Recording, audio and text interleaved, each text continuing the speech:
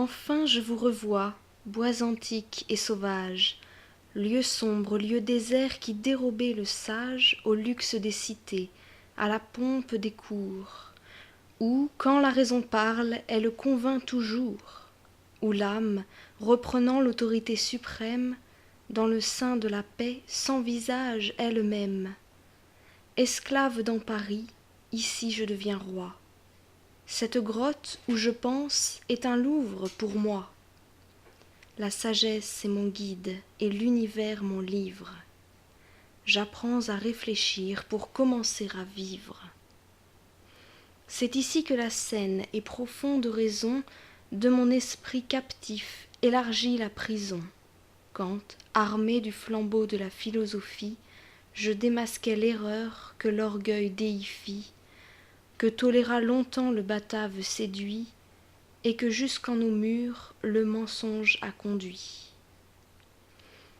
Vous donc qui me suivez dans cette solitude, qui par des nœuds de fleurs m'attachez à l'étude, Muse, rappelez-moi le mémorable jour, où la vérité même, éclairant ce séjour, du Dieu de Spinoza m'offrit la vive image.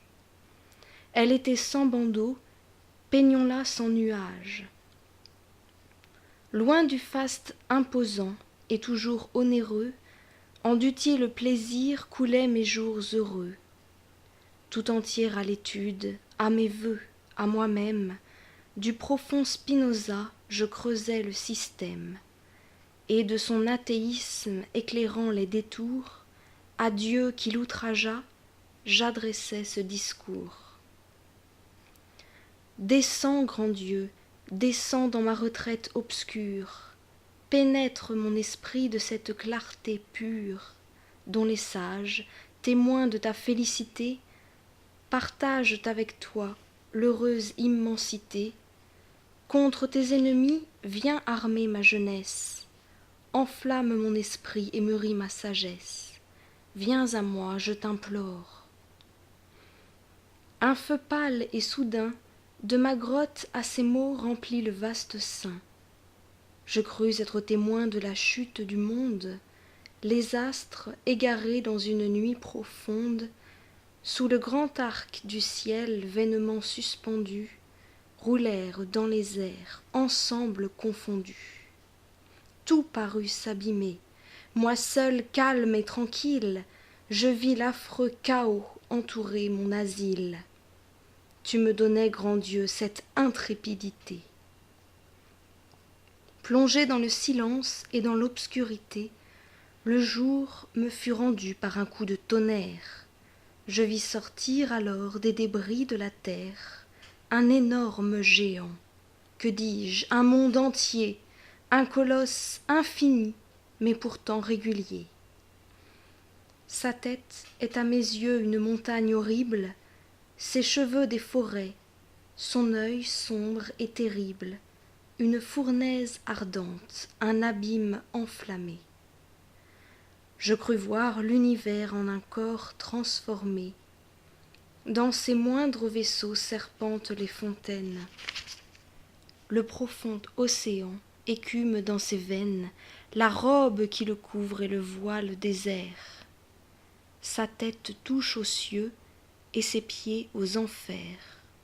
Il paraît, la frayeur de mon âme s'empare, mais dans le trouble affreux où mon esprit s'égare, plus tremblant que soumis, moins saisi qu'agité, je cherche en lui les traits de la divinité.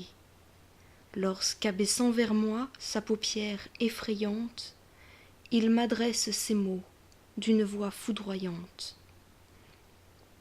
Cesse de méditer dans ce sauvage lieu. Hommes, plantes, animaux, esprits, corps, tout est Dieu. Spinoza, le premier, prouva mon existence.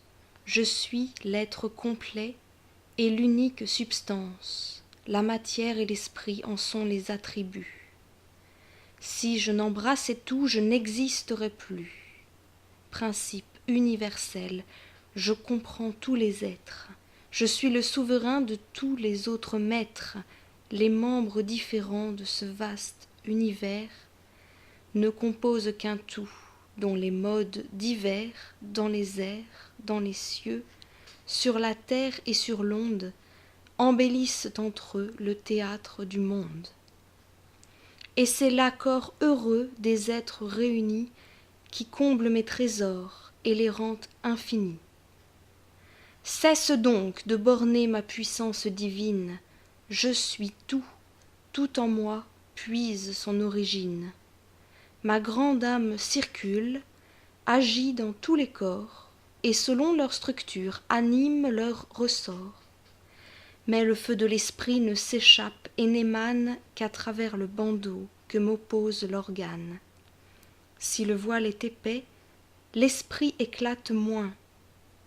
S'il est plus délié, libre alors de tout soin, il brise le tissu de ses liens rebelles et jusque dans le ciel lance ses étincelles.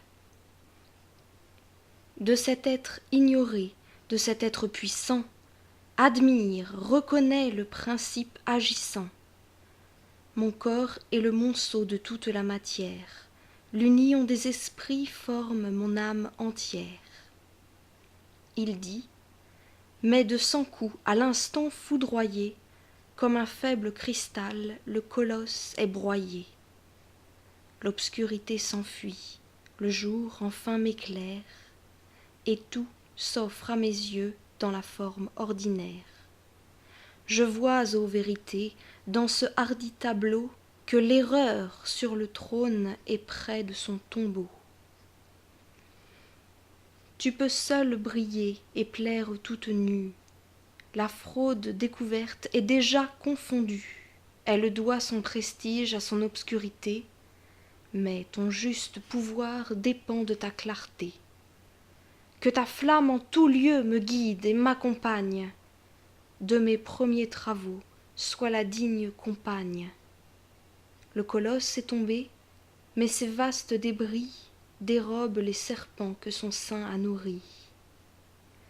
Spinoza, si vanté, puisa son imposture dans les membres épars du monde d'Épicure. Le maître séducteur est déjà terrassé, et je vois le disciple à demi renversé. Qu'il convienne en ce jour qu'un énorme assemblage ne peut jamais d'un Dieu nous présenter l'image. Que la religion règne au fond de nos cœurs, qu'elle maintient les lois, qu'elle sauve les mœurs, et qu'enfin la vertu, qu'il traite de chimère, est de nos vrais plaisirs la compagne et la mère. Tout est Dieu, m'a-t-on dit, l'ai-je bien entendu? Le vice le plus bas, la plus noble vertu, auraient le même auteur et la même naissance?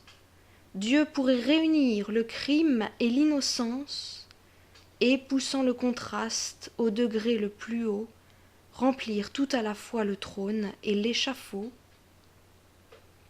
Tout est bien dans un siècle où la misère abonde, où l'orgueil et la folie ont envahi le monde, où la chute est toujours voisine du succès, où l'excès est sans cesse à côté de l'excès.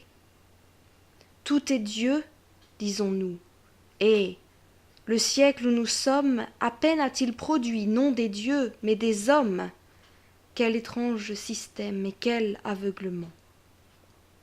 D'unir en un seul tour un long enchaînement d'êtres qui, séparés par diverses essences, existent sans soutien, sont autant de substances.